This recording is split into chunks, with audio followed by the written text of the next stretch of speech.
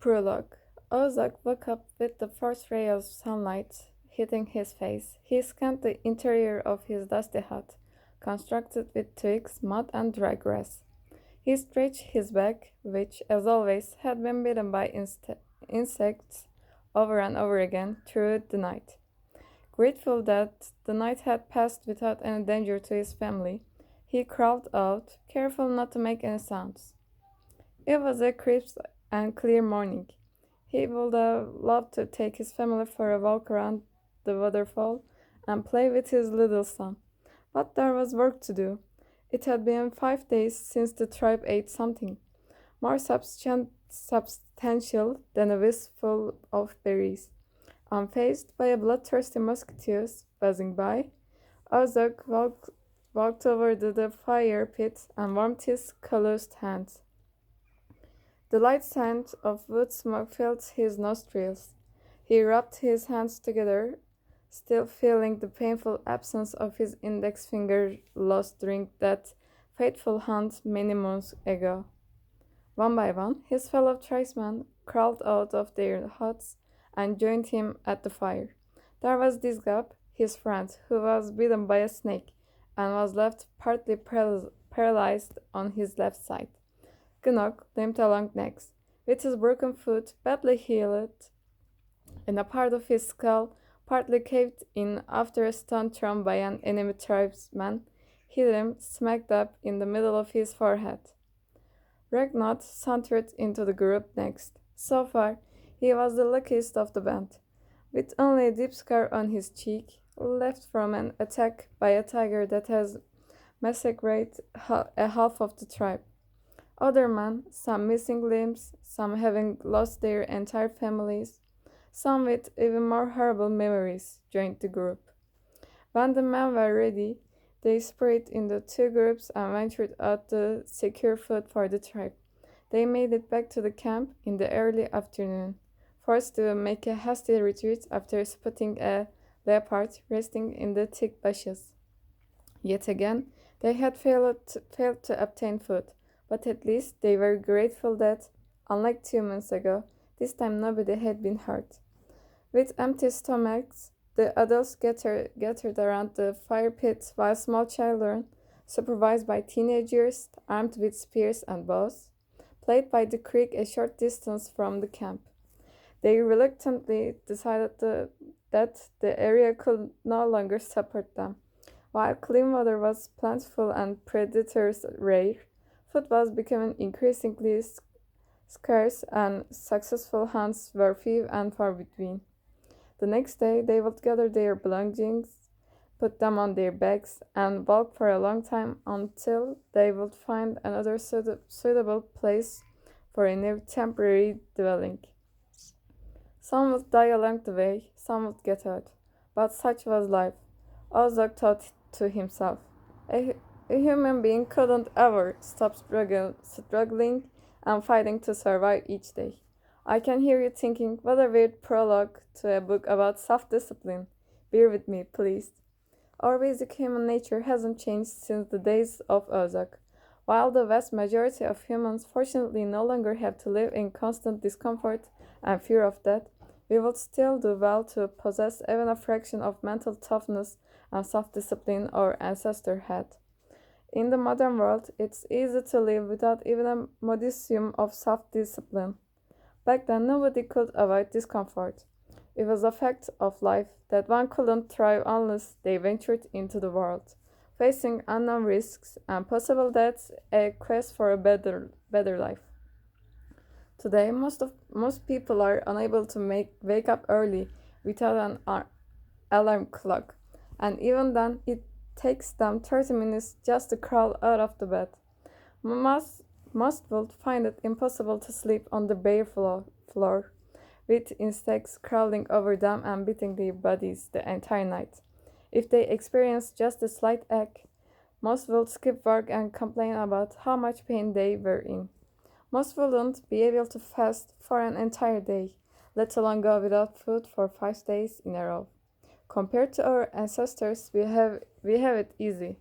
Yet, or perhaps because of it, so many people struggle with self-discipline today.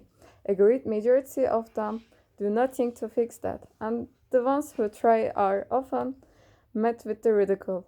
If you belong to the group that is trying to better themselves or wanting to do so, the book you are now reading is for you.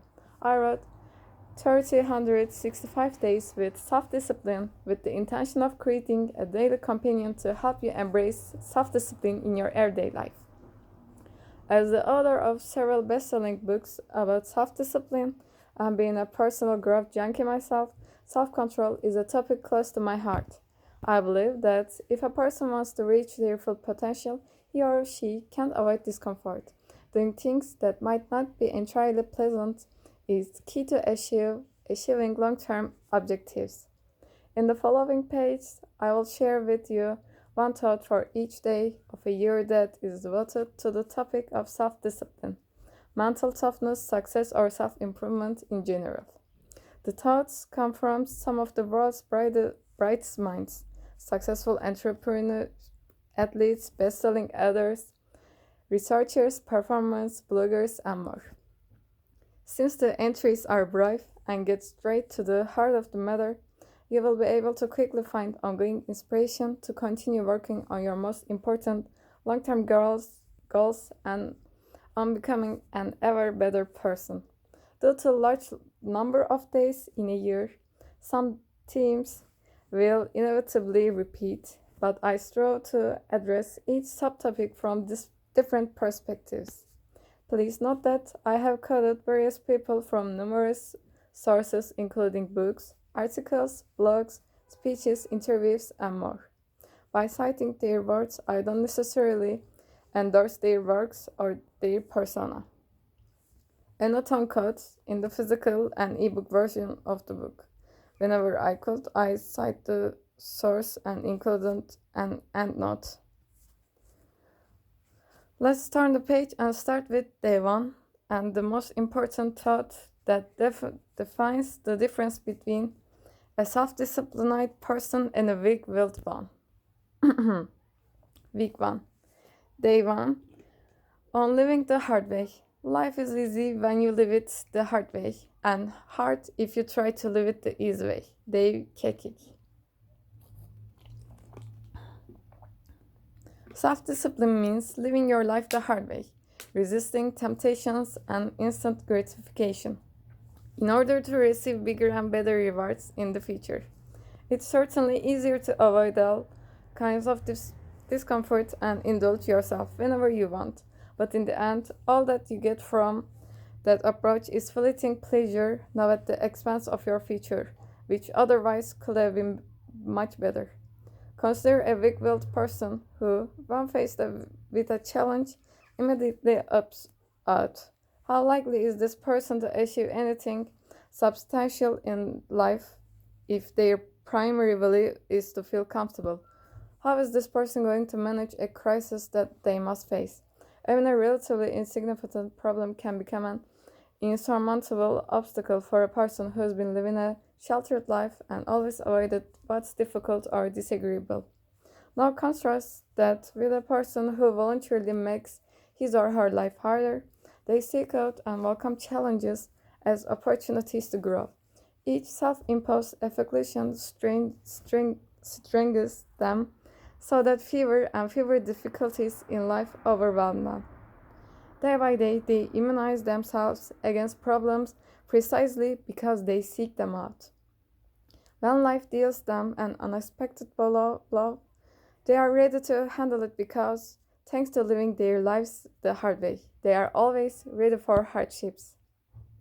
Day 2. On your choices.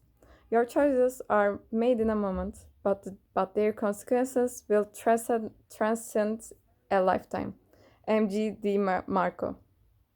Eat this greasy, high-calorie hamburger or prepare a health salad. Sleep in and barely get to work on time or wake up at 5 a.m. to work on your side business before going to work at your day job.